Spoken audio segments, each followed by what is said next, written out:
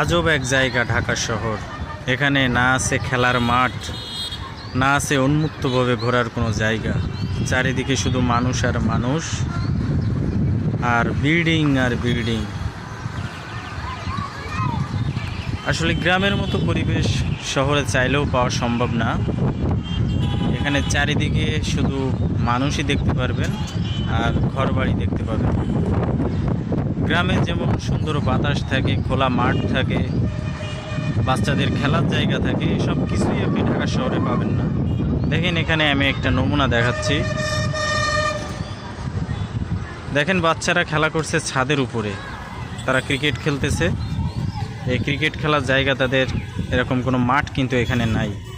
আমি যদি এই ভবনের নিচে একটু দেখাই, এখানেও দেখবেন যে বাচ্চারা ফুটবল খেলতেছে। দেখেন এক্ষেত্রেও কিন্তু মাঠের অভাব। তো আসলে এটাই ঢাকা।